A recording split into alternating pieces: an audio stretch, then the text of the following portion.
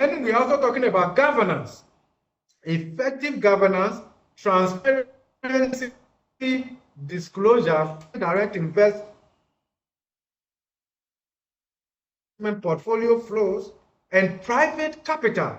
Winston, it will interest you to note that the reason we talk about lack of funding and challenges in Africa is not because Africa doesn't have resources. In fact, Africa is a net creditor to the rest of the world. Africa is a net creditor to the rest of the world.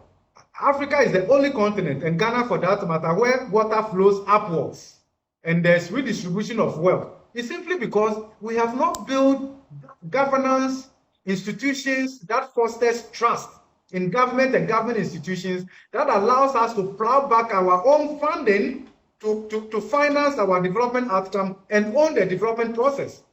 So at the end of the day, even if you check in Ghana here, and that is why some of us were so much against domestic debt testing.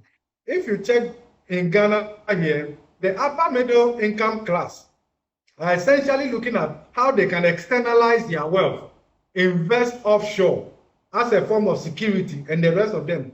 Meanwhile, it's the same country that needs resources to invest in critical infrastructure and the rest of them. So in building resilience, it's not like a big ticket project you want to look at. You are looking at a gamut of factors, building blocks that must come together to build confidence, national cohesion, from governance to product innovation to technology and all of that. All of that must work together and reinforce each other. Then you are saying that you are building national resilience. Otherwise, we can talk about funding maybe strategic reserves with oil and the rest of them. If the micro regional level issues are not addressed with, we will still be affected, impacted more, and Ghanaians will be exposed. Okay. So that's why I'm saying that we should adopt an effective economic governance approach, infrastructure transformation, product diversification, structural transformation